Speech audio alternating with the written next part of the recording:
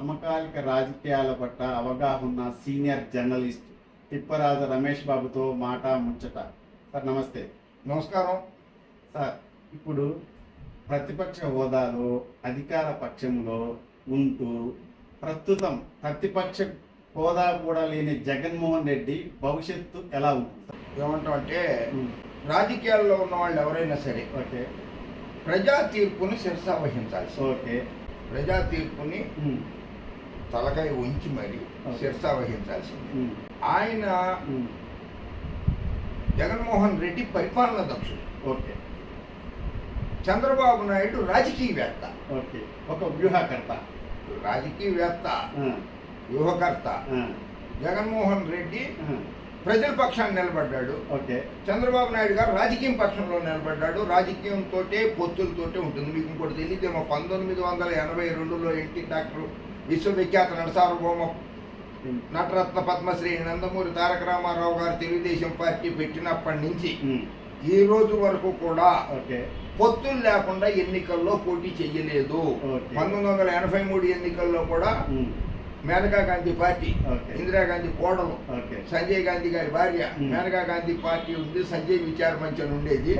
ఆ పార్టీ పొత్తులోనే పోటీ చేశారు ఎన్టీ రామారావు గారు 1983లో కూడా. 84లో పొత్తే, 89లో పొత్తు, 94లో పొత్తు. తర్వాత చంద్రబాబు నాయుడు గారు కూడా ఒకసారి కాంగ్రెస్ తో పొత్తు పెట్టుకున్నారు, ఒకసారి ఇప్పుడు బీజేపీతో పవన్ కళ్యాణ్ గారితో పొత్తులో ఉన్నారు. జగన్మోహన్ రెడ్డి సింహం సెంగల్గానే వస్తుందన్నట్లుగా ఒక్కడగానే పోటీ చేశాడు. ఏ ఎన్నికల్లో పోటీ చేసినా ఆయన 2014 ఎన్నికల్లో పోటీ చేసినా సింగల్గానే పోటీ చేశాడు. 2019లో పోటీ చేసినా సింగల్గానే పోటీ చేశాడు. 2024లో పోటీ చేసినా సింగల్గానే పోటీ చేశాడు.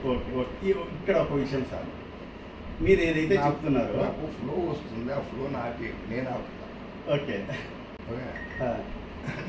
జగన్మోహన్ రెడ్డి రాజకీయము అనేది రాజకీయాన్ని రాజకీయంగా చూడాలి.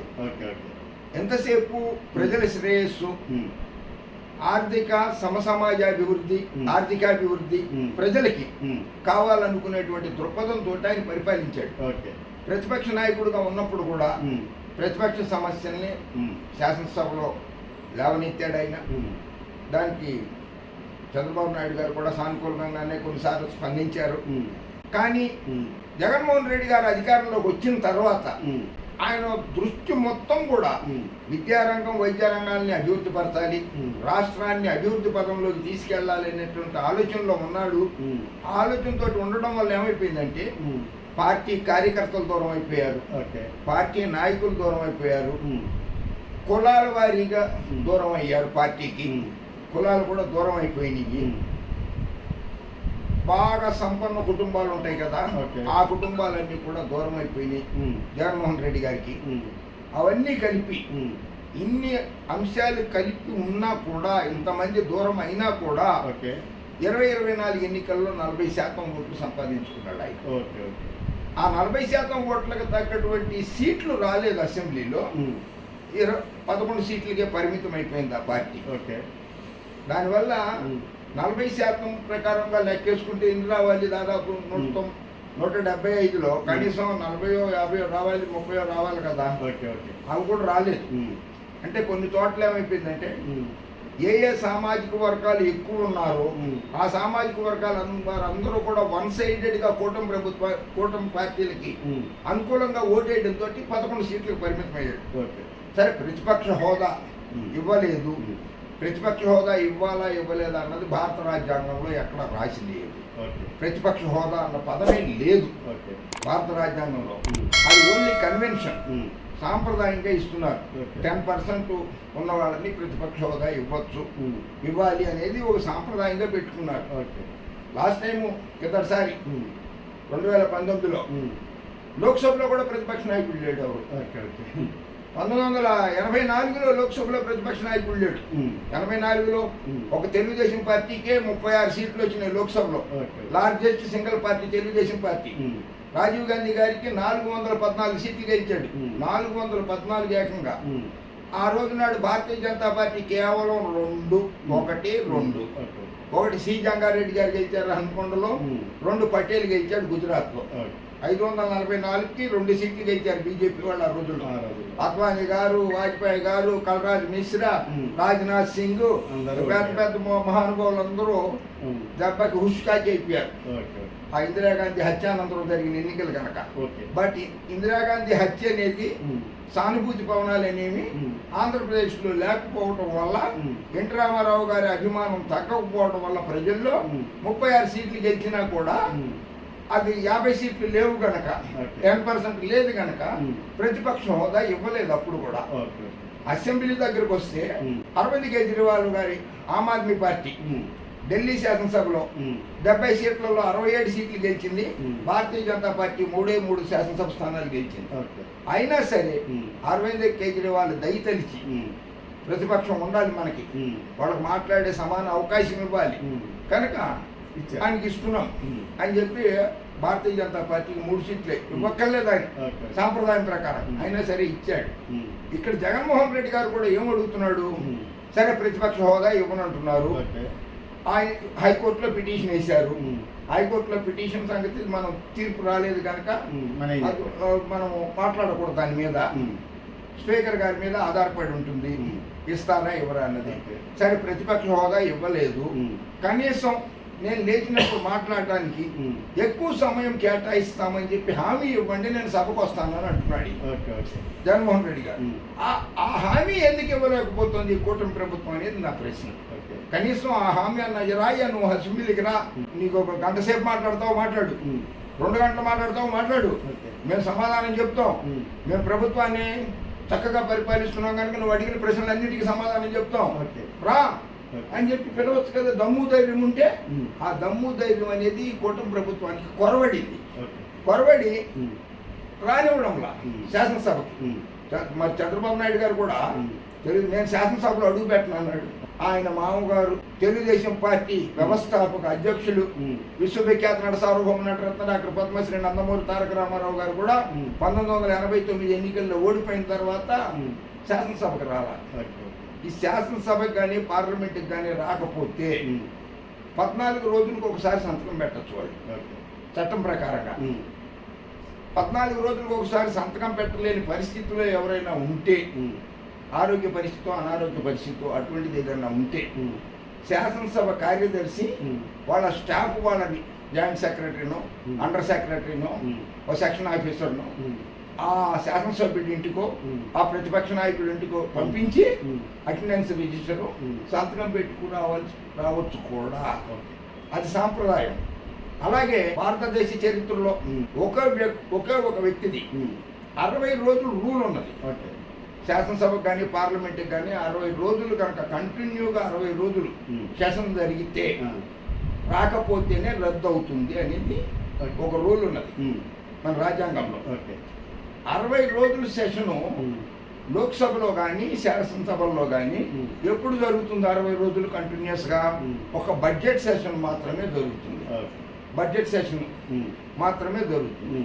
ఆ బడ్జెట్ సెషన్లో కూడా ఇందులోనే మళ్ళీ ఒక సెక్షన్ రూల్ ఒకటి ఉన్నది, 8/1 అని ఒక రూల్ ఉంటుంది.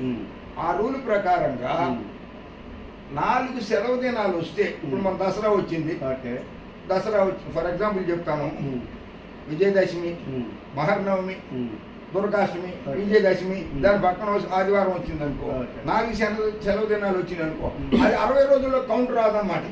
మళ్ళీ మొదటి నుంచి కంటిన్యూటీగా ఉండాలి. శనాదివారాలు తీసేస్తారు, శనాదివారాలు తీస్తారు. 4 రోజులు కంటిన్యూటీ కనుక బ్రేక్ అయితే, లేదా గవర్నర్ గారు కానీ రాష్ట్రపతి గారు కానీ హౌస్ని అడ్జర్న్ చేసిన, స్పీకర్ గారు అడ్జర్న్ చేసిన హౌస్ని ఆ 4 రోజులది 60 రోజుల లెక్కలోకి రాదు. సో జగన్మోహన్ రెడ్డి గారి సభ్యత్వాన్ని కూటమి ప్రభుత్వం కానీ స్పీకర్ గారు కానీ రద్దు చెయ్యలేరు. ఆయన అలాగే కంటిన్యూగానే శాసనసభ్యుడుగానే కొనసాగుతారు. భారతదేశ చరిత్రలో ఒకే ఒక వ్యక్తి, ఆయన తర్వాత ప్రధానమంత్రి అయ్యారు, బాలియా, ఉత్తరప్రదేశ్ బాలియా నియోజకవర్గం నుంచి గెలిచారు చంద్రశేఖర్ గారు. చంద్రశేఖర్ గారు అప్పుడు కాంగ్రెస్ ప్రభుత్వాన్ని, కాంగ్రెస్లో ఉండి బయటకు వచ్చేసాడు. ఆయన బయటకు వచ్చేసి ఆయన ప్రజల సమస్యలు తెలుసుకుంటాను నేను ఎలా ఉంటుంది ఏంటని అని Kanyakumari to Rajghat Delhi padayatra okay. ఆయన 4688 కిలోమీటర్ల పాదయాత్ర ఆయన చేశాడు. ఓకే. అప్పుడు బడ్జెట్ సెషన్ జరిగింది. 60 రోజులు సెషన్ జరిగింది. సెషన్ జరిగేసరికి ఆయన రాలేదు సభకి. 60 రోజులు అయిపోయింది కనుక అతని సభ్యత్వాన్ని రద్దు చేయాలని చెప్పి ఒక కాంగ్రెస్ సభ్యుడే సభలో తీర్మానం పెట్టడానికి రెడీ అయ్యాడు. కాంగ్రెస్ సభ్యుడే పెడతానికి రెడీ అయితే ఆ రోజు నాడు ఉన్నటువంటి నైతిక విలువలు సభలు ఎలా జరిగేదానికి ఉదాహరణ అన్నమాట చంద్రశేఖర్ గారిది. ఆయన ఏమి దేశం వదిలిపెట్టి పారిపోలేదు, బ్యాంకులకు లోన్ ఎగ్గొట్టి పారిపోలేదు, ఆయన ఏమి టెర్రరిస్ట్ కాదు, దేశద్రోహి కాదు. ఆయన ప్రజా సమస్యలు తెలుసుకుంటానికి పాదయాత్ర చేస్తున్నాడు. అది కూడా ఒక రాష్ట్రంలో కాదు, కేరళలో మొదలెడితే కేరళ, తమిళనాడు, కర్ణాటక, అప్పుడు పాండిచ్చేరి లేదు, అది యూనియన్ టెరిటరీ, పాండిచ్చేరి, తమిళనాడు, ఆంధ్రప్రదేశ్, తెలంగాణ, ఒరిస్సా, ఛత్తీస్గఢ్, మధ్యప్రదేశ్, రాజస్థాన్, హర్యానా, ఉత్తరప్రదేశ్, ఢిల్లీ, ఇన్ని రాష్ట్రాలలో పాదయాత్ర చేసి ఆయన ప్రజా సమస్యల్ని పార్లమెంటులో నివేదిస్తాడు కనుక, చెబుతాడు కనుక, అటువంటి గొప్ప వ్యక్తిని మనం సభ్యత్వాన్ని రద్దు చేస్తే ప్రజలు మనల్ని చేదరించుకుంటారు కనుక ఆయన పార్టీ వేరైనా సరే, కాంగ్రెస్ పార్టీకి వ్యతిరేకమైనా సరే ఆయన సభ్యత్వాన్ని రద్దు చెయ్యము అని చెప్పి రద్దు చెయ్యలేదు చంద్రశేఖర్ గారిది. అది సాంప్రదాయం.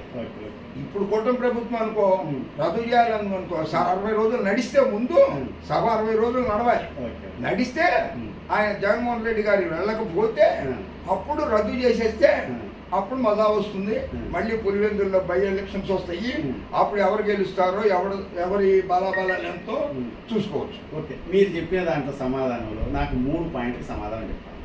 ఫస్ట్, మీరు ప్రతిపక్ష హోదా ఇవ్వలేదన్నారు కదా, అదే జగన్మోహన్ రెడ్డి సభకి వెళ్ళి నాకు ఈ టైం ఇవ్వండి అని అడగొచ్చు కదా, ఎందుకు అడగలేదు జగన్మోహన్ రెడ్డి? అదే చెప్తా. సభకు పోయి అడగచ్చు కదా.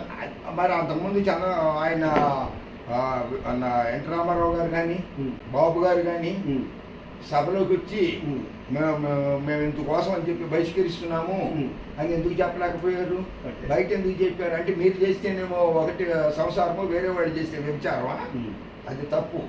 అందరికీ ఒకటే ఆలోచన విధానం ఉండాలి. మీరు కూడా బయట చెప్పారు, సభలోకి వచ్చి చెప్పలా నేను ఈ సభకు రానని. సభకు రానని చెప్పిన వాళ్ళు 106 మంది ఎంపీలు చెప్పారు, రాజీనామాలు చేశారు. బలరాం జాకర్ లోక్సభలో స్పీకర్ గారికి ఇచ్చేశారు. అవి వాళ్ళు మొగోళ్ళు 106 మంది ఎంపీలు రాజీనామా చేసిన మేము సభకు రాము పొమ్మని చెప్పి బయటకు వచ్చేసారు 106 మంది ఎంపీలు. రాజీవ్ గాంధీ ప్రభుత్వానికి వ్యతిరేకంగా. ఆయన కూడా గొప్పవాడు రాజీవ్ గాంధీ. 106 మంది ఎంపీలు సభలో నుంచి వెళ్ళిపోయారు కనుక పార్లమెంట్ని రద్దు చేయండి, లోక్సభను రద్దు చేయండి, ఎన్నికలకు వెళ్దామని చెప్పి ఎన్నికలకు వచ్చేసాడు.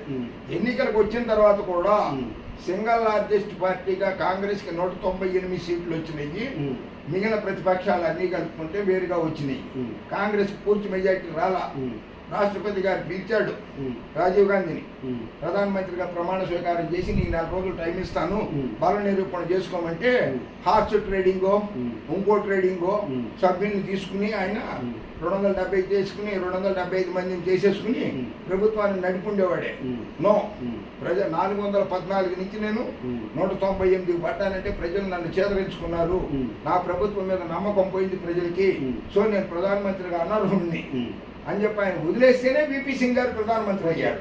ఏపీలో కూటమి ప్రభుత్వం చెప్పేది ఒకటే, శాసనసభ అంటే 3 సార్లు 4 సార్లు 5 సార్లు ఎప్పుడన్నా పెట్టని 60 రోజులు జరిగితే ఆ సభ రాకపోతే వైఎస్ జగన్మోహన్ రెడ్డి సభ్యత్వం రద్దు అవుతుంది. అంటే కంటిన్యూ జరగాల్సిన అవసరం లేదంటున్నారు. అది తప్పు.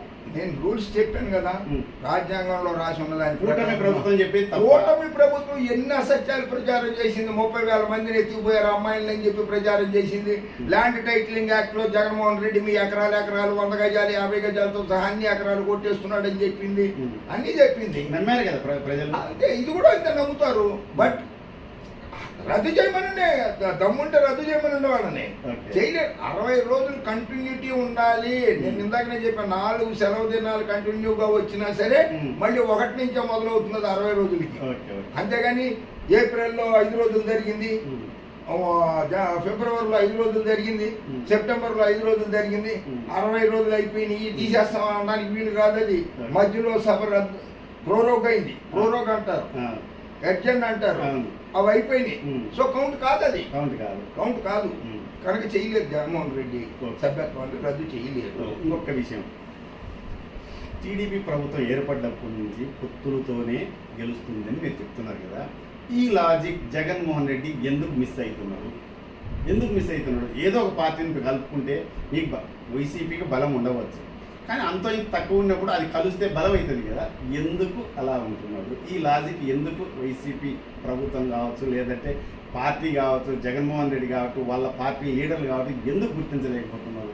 అట్లా తన సొంత బలం మీదనే నేను ప్రభుత్వాన్ని స్థాపించాలి అనుకునే నాయకులు భారతదేశంలో చాలా తక్కువ మంది ఉన్నారు. ఓకే, ఇందిరాగాంధీ పొత్తులు లేకుండానే అధికారంలోకి వచ్చింది, ఎన్నిసార్లు వచ్చినా. ఓకే, మమతా బెనర్జీ పొత్తులు లేకుండానే అధికారంలోకి వచ్చింది, ఎన్నిసార్లు వచ్చినా.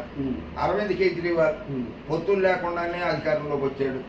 దేవీలాల్ పొత్తులు లేకుండా అధికారంలోకి వచ్చాడు. బిజు జనతా దళ్ నవీన్ పట్నాయక్ అధికారంలోకి వచ్చాడు. వైఎస్ జగన్మోహన్ రెడ్డి ఒకసారి 67 సీట్లతోటి ప్రతిపక్షంలో ఉన్నాడు, రెండోసారి 151 సీట్లతోటి అధికారంలోకి వచ్చాడు. వాళ్ళకి ఏంటంటే కాన్ఫిడెన్స్, ప్రజలు నమ్మి నన్ను గెలిపిస్తేనే నేను ముఖ్యమంత్రిని అవుతాను, సో ప్రజలు నన్ను నమ్ముకున్నంత వరకు నేను నాయకుడిగా ఉంటా అని. ప్రజా తీర్పు లేనప్పుడు నేను నాయకుడిగా ఉండటం వేస్ట్. ఓ 10 మందితో గెలిస్తే రేపు పొద్దున వాళ్ళు కూడా నా ప్రభుత్వం మీద ఒత్తిడి తీసుకురావచ్చు. ఈ సంక్షేమ పథకం ఎందుకు, 2 రూపాయల కిలో బియ్యం ఎందుకు పెట్టుకున్నావు, తీసేయి, మద్యం రేట్లు పెంచేసేయి, మద్యం రేట్లు తగ్గించేసేయి. మిగిలిన పార్టీల వాళ్ళు ఈ ప్రభుత్వం మీద పెత్తనం చెలాయించే అవకాశం ఉంటుంది.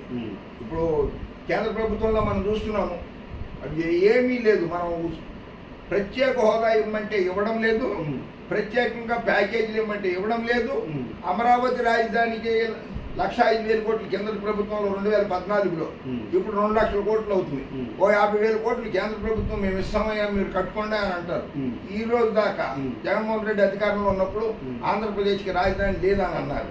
కూటమి ప్రభుత్వం అధికారంలోకి వచ్చి 1.5 ఏళ్ల అయింది, ఇప్పటికి 18 నెలలు అయింది. ఆంధ్రప్రదేశ్ రాజధాని ఏది? నా ప్రశ్న, ఆంధ్రప్రదేశ్కి రాజధాని ఏది? అమరావతి కాదు. గెజిట్ నోటిఫికేషన్ రాలా, కేంద్ర పార్లమెంట్లో బిల్లు పాస్ కాలా ఆంధ్రప్రదేశ్ రాజధాని అమరావతి అని. ఆంధ్రప్రదేశ్కి రాజధాని ఈ రోజుకి లేదు. ఆంధ్రప్రదేశ్కి రాజధాని ఈ రోజు కూడా లేదు. సెంట్రల్ గవర్నమెంట్ గుర్తించింది, డబ్బులు ఇచ్చింది కదా, డెవలప్మెంట్ చేసుకోండి రాజధాని అని చెప్పి ఇవ్వలేదు. అమరావతిని అభివృద్ధి చేసుకోండి అని ఇచ్చింది. రాజధాని అని చెప్పి ఇవ్వలేదు. రాజధాని ఎలా చెప్తుంది? నువ్వు శాసనసభలో బిల్లు పాస్ చేయాలి రాజధానిగా అమరావతి అని, శాసన మండలిలో బిల్లు పాస్ అవ్వాలి. ఈ 2 చోట్ల బిల్లు పాస్ అయిన తర్వాత కేంద్ర ప్రభుత్వానికి వెళ్తుంది. కేంద్ర ప్రభుత్వంలో లోక్సభలో బిల్లు పాస్ అవ్వాలి, రాజ్యసభలో బిల్లు పాస్ అవ్వాలి. అప్పుడు రాష్ట్రపతి గారి దగ్గరికి వెళ్తుంది. రాష్ట్రపతి గారు ఆమోద ముద్ర వేస్తారు. జగన్మోహన్ రెడ్డి గారికి చక్కని అవకాశం ఉన్నది ఆ రోజుల్లో. 3 రాజధానులది టకా అని చెప్పి పార్లమెంట్లో, ఇది శాసనసభ శాసన మండలిలో పాస్ చేసుకుని అటు పార్లమెంట్కి పంపించి, రాజ్యసభ లోక్సభలో అప్పుడు బీజేపీ 303 సీట్లు లోక్సభలో ఉన్నది. రాజ్యసభలో జగన్మోహన్ రెడ్డి గారు, కేసీఆర్ గారు వీళ్ళందరూ కలిసేస్తే కూడా బిల్లు పాస్ అయిపోయి వెళ్ళేది. రాష్ట్రపతి గారి దగ్గరికి వెళ్ళి ఆమోద ముద్ర వేయించుకొని 3 రాజధానులుగా ఉండిపోయేది ఆంధ్రప్రదేశ్ ఈ రోజుకి. అది జగన్మోహన్ రెడ్డి గారు కూడా పాలనా దృష్టి తోటి పరిపాలన మీద దృష్టి పెట్టేసి, పేదల సంక్షేమం గురించి దృష్టి పెట్టి, మళ్ళీ నేనే అధికారంలోకి వస్తాను కనుక నెక్స్ట్ టైం చేయొచ్చు అనుకుని ఉండొచ్చు ఆయన. అందుకని ఈ రోజు నాడు ఇటు కూటమి ప్రభుత్వం కూడా చేస్తున్న తప్పదే, వాటి శాసన మండలిలో బలం లేదు, అందుకని ఇప్పుడు చేయడంలా. సో నెక్స్ట్ వాళ్ళ శాసన మండలిలో ఎప్పుడైతే బలం పెరుగుతుందో అప్పుడు వాళ్ళకు పెట్టే అవకాశం వస్తుంది.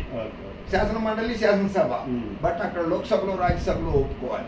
లోక్సభలో కూటమి ప్రభుత్వానికి, అక్కడ కూడా కూటమి ప్రభుత్వమే. అక్కడైతే ఇక్కడికంటే దారుణం. ఇక్కడ 3 పార్టీలు కూటమి ఆంధ్రప్రదేశ్లో, అక్కడ 27 పార్టీలు కూటమి. 27 పార్టీలు, 1 కాదు 2 కాదు. భారతదేశంలో ఎన్ని పార్టీలు ఉన్నాయో సింగిల్ లీడర్ పార్టీలతో సహా అందరూ అక్కడ ఉన్నారు. 27 పార్టీలతో ఉన్నారు. అందులో ఎవరు ఒప్పుకుంటారో ఎవరు ఒప్పుకోరో తెలియదు. ఒకటే 3 రాజధానులు ఉన్న రాష్ట్రం ఇప్పుడు భారతదేశంలో ఉత్తరాఖండ్. ఉత్తరాఖండ్ అంతా కలిపి ఎంత ఉంటుంది ఆ రాష్ట్రం, ఓకే ఎంతే ఉంటుంది. ఉమ్. దానికి 3 రాజధానులు ఉన్నాయి. ఓకే దానికి గ్రేసియర్ అని ఒక కొత్త పట్టణాన్ని ఉమ్. 3వ రాజధానిగా చేశారు. ఉమ్. దాని మీద అక్కడ ఉన్న కొంతమంది లోకల్ లీడర్స్ ఉమ్. సుప్రీంకోర్టుకి వెళ్తే కూడా ఉమ్. అది రాష్ట్ర ప్రభుత్వం నిర్ణయం, 3 రాజధానులు కాకపోతే 30 పెట్టుకుంటారు వాళ్ళు, పెట్టుకొని అని చెప్పి సుప్రీంకోర్టు కూడా కేసు కొట్టేసింది. ఓకే సో 3 రాజధానులు వాళ్ళకు ఉన్నాయి. ఓకే మనకు అది జగన్మోహన్ రెడ్డి గారు చేసి ఉండాల్సింది, చేయలేదు. కనీసం ఒక్క రాజధాని అన్నా చేయాలి కదా చంద్రబాబు నాయుడు గారు. అమరావతి రాజధాని అని చెప్పి బిల్లు పాస్ చేసేసి పంపించాలి కదా. వాడికి శాసన మండలిలో సరైన బలం లేదు కనుక ఆగుతున్నారు. ఓకే చంద్రబాబు నాయుడు గారు కనీసం ఆంధ్రప్రదేశ్ ప్రజలకి రాజధానిని ఏర్పాటు చేయండి, శాసన మండలిలో కూడా బిల్లు పాస్ చేసి చేయండి, చూద్దాం. అమరావతి అనేది ఒక రాజధాని అని చెప్పి చెప్పండి. దేశ ప్రజలకి, ప్రపంచ ప్రజలకి ఆంధ్రప్రదేశ్కి రాజధాని ఉంది అని చెప్పండి. ఓకే. ప్రస్తుత పరిస్థితుల్లో వైఎస్ జగన్మోహన్ రెడ్డి ప్రజల వద్దకు ఏ సమస్యలతో వెళ్ళాలి? కూటమి ప్రభుత్వం వైఫల్యాలు, కూటమి ప్రభుత్వం వైఫల్యాలు చాలా ఉన్నాయి. కూటమి ప్రభుత్వం మేము చాలా 6 పథకాలు అమలు చేస్తున్నామని చెప్పి 6 పథకాలు లేవు, 60 సభలు సమావేశాలు చెప్తున్నాం. 6 పథకాలు లేవు, 60 పథకాలు లేవు. అక్కడ 6 పథకాలు చేయలేదు, 60 పథకాలు చేయలేదు, ఏ పథకాలు చేయట్లేదు వాళ్ళు. ఒక మహిళలకు కూడా బస్సులో ఫ్రీ అనేది ఏదో పెట్టామన్నారు. దానికి కూడా నానా కండిషన్స్, రూల్స్. ఈ జిల్లా దాటితే మళ్ళీ టికెట్ కొనుక్కోవాలి, ఆ జిల్లా దాటితే కొనుక్కోవాలి, ఈ గ్రామం దాటితే కొనుక్కోవాలి, ఆ గ్రామం దాటితే కొనుక్కోవాలి, అటువంటివి ఏవేవో చాలా రూల్స్ అవి ఇవి పెట్టేశారు. తెలంగాణలో అలా లేదు. ఆధార్ కార్డు చూపించు, బోర్డర్, ఆ బోర్డర్ నుంచి ఈ బోర్డర్ దాకా ప్రయాణం చేసి తెలంగాణ ప్రభుత్వం ఇచ్చింది. ఆంధ్రప్రదేశ్లో అలా లేదు, జిల్లాల వరకే పరిమితం చేశారు అన్నట్లుగా నాకు తెలుసు. అంతమటికే నాకు తెలుసు, జిల్లాల వరకే పరిమితమైందని కనుక. తర్వాత వాళ్ళు చేసే సంక్షేమ పథకాలు అవి ఏం అమలు చేస్తున్నారు? ఉద్యోగస్తులు అన్హ్యాపీగా ఉన్నారు ఆంధ్రప్రదేశ్ రాష్ట్రంలో. ఆర్టీసీ కార్మికులు ఆందోళనలో ఉన్నారు, ఆటో డ్రైవర్లు ఆందోళనలో ఉన్నారు, మత్స్య కార్మికులు ఆందోళనలో ఉన్నారు, కులాల వారీగా ఆందోళనలో ఉన్నారు. వాళ్ళకి దగ్గరైన కులాలని ఏ రకంగా అయితే జగన్మోహన్ రెడ్డి గారికి వ్యతిరేకమైనయో, కూటమి ప్రభుత్వానికి 18 నెలల్లోనే ఆయనకి ఓట్లేసినటువంటి ఏ అయితే మేజర్ కులాలు ఉన్నాయో అవన్నీ మెల్లిమెల్లిగా ఈ కూటమికి వ్యతిరేకం అవడానికి దగ్గరగా ఆలోచిస్తున్నారు. ఇప్పుడు క్లాసిక్ ఎగ్జాంపుల్ ఏంటంటే, కాపు సామాజిక వర్గం అంతా కూడా కూటమి ప్రభుత్వానికి ఓటేసింది, అధికారంలోకి వచ్చారు. సరే, ఉప ముఖ్యమంత్రిగా ఉన్నారు పవన్ కళ్యాణ్ గారు, ఆయనకు ఉప ముఖ్యమంత్రి పదవి అది రాజ్యాంగంలో లేదు. ఆ పదవి కూడా రాజ్యాంగంలో లేదు. ఉప ప్రధాని అని కానీ ఉప ముఖ్యమంత్రి అని కానీ రాజ్యాంగంలో లేని పదవి. కాకపోతే 2 కార్లు, 2 పిఏలు అవి జీవో ఇష్యూ చేసుకుంటమే కనుక రాష్ట్ర ప్రభుత్వం వాళ్ళు ఖర్చులు భరించుకుంటుంది కనుక రాష్ట్ర ప్రభుత్వం ఆ ఏర్పాట్లు 2 ఫోన్లు ఎక్కువ ఇవి ఉంటాయి తప్పితే ఉప ప్రధాని అని కానీ ఉప ముఖ్యమంత్రి అని కానీ రాజ్యాంగంలో లేదు. ప్రభుత్వం అయితే హోదా కల్పించింది, హోదా ఉంటుంది అంతే. అయ్యో 2 పిఏలు చెప్పే కదా, 2 పిఏలు, 2 ఫోన్లు, పెద్ద బంగళా ఇవి వరకే ఉంటాయి తప్పితే ఇంకేం ఉండవు. సో ఉప ముఖ్యమంత్రి పదవి ఇచ్చిన ఆయనకి నిన్న శాసనసభలో చిరంజీవి గారి మీద వచ్చింది ఒక ఇష్యూ. ఆయన సినిమా నటుడు, ఆయన గొప్ప నటుడు, ఆయన ఎవరో మాట్లాడుతూ చిరంజీవి గారిని అవహేళన చేశారని అదని ఇదని. కాపుల్లో మనం ఈ కూటమి ప్రభుత్వానికి ఎందుకు ఓటేసామన్నటువంటి ఆలోచన వస్తుంది. అంటే మన కులాన్ని శాసనసభ సాక్షిగా కూడా అవమానపరుస్తారా, మన కూటమి నాయకులను కూడా అవమానపరుస్తారా వీళ్ళు అనేటువంటిది వస్తే చంద్రబాబు నాయుడు గారు సరాసరి పవన్ కళ్యాణ్ గారి దగ్గరికి వచ్చి ఒక గంట సేపు కూర్చుని మాట్లాడి జరిగిపోయింది ఏదో జరిగిపోయింది, గతం గత, మనం కలిసి పని చేద్దాము అని చెప్పారు. ఆయన కూడా ఎప్పుడు కూడా 15 సంవత్సరాలు కూడా ప్రభుత్వం అధికారంలో ఉండాలి, 15 సంవత్సరాలు చంద్రబాబు నాయుడు గారు ముఖ్యమంత్రిగా ఉండాలని ఆయనే చెప్తున్నాడు. సో వాళ్ళు కలిసే పని చేస్తారు, కూటమి అలాగే ఉంటుంది. బీహార్ ఎన్నికల తర్వాత దేశ రాజకీయాల్లో కానీ చాలా మార్పులు జరిగే అవకాశాలు ఉంటాయి. బీహార్ ఎన్నికలు త్వరలో ఉన్నాయి, 2 నెలల్లో. ఆ బీహార్ ఎన్నికలు జరిగిన తర్వాత కేంద్రంలో ఒక కుదుపు రావచ్చు. ఎందుకంటే అక్కడ ఆర్జేడీ ఉంది, రాష్ట్రీయ జనతాదళ్, తేజస్వి యాదవ్ మంచి పట్టు కలిగిన నాయకుడు, లాలూ ప్రసాద్ యాదవ్ కుమారుడు, అతను గెలిచే అవకాశాలు ఉన్నాయి. 2.7% 2.8% మార్జిన్లో ఉన్నాడు. వాళ్ళకంటే అక్కడ ఉన్నటువంటి సంకీర్ణ ప్రభుత్వం, నితీష్ కుమార్ గారి ప్రభుత్వం కంటే కూడా 2.7% ఆధిక్యంలో ఉన్నాడు. అది ఇంకా పెరిగే అవకాశాలు కూడా ఉన్నాయని మన జర్నలిస్ట్ మిత్రులు చెప్తున్నారు నాకు. ఓకే. బీహార్కి చెందిన వాళ్ళు. సో అక్కడ కనుక ఆర్జేడీ ప్రభుత్వము, ఇండియా కూటమి ప్రభుత్వం అంటే కాంగ్రెస్, ఆర్జేడీ, అది కూడా అక్కడ కూడా 6 పార్టీల కూటమే. అది కనుక అధికారంలోకి వస్తే కేంద్రంలో ఒక కుదుపు రావచ్చు. ఆ కుదుపు వస్తే కొన్ని పార్టీలు ఏమన్నా బయటికి వెళ్ళిపోవచ్చు. భారతీయ జనతా పార్టీకి రాజీనామా చేసేవాళ్ళు తక్కువ మంది ఉంటారు. సో వాళ్ళ 243 ఎలా ఉన్నాయో అవి అలాగే ఉంటాయి. ఏమన్నా ఒకళ్ళిద్దరు కూడా వెళ్ళరు నాకు తెలిసి, భారతీయ జనతా పార్టీ వాళ్ళు రాజీనామా చేయరు కనుక. మిగిలిన పార్టీలు ఉన్నాయి కనుక ఒక ఎంపీ గారు ఉన్నాడు, 5 ఉన్నారు, 10 మంది ఉన్నారు. వాళ్ళు ఎవరన్నా మద్దతు ఉపసంహరించుకుంటే కూడా పార్లమెంటు రద్దయ్యి లోక్సభ ఎన్నికలు వస్తాయి తప్పితే ఇండియా కూటమి అధికారంలోకి వచ్చే సమస్య లేదు అక్కడ. Please like, share and subscribe.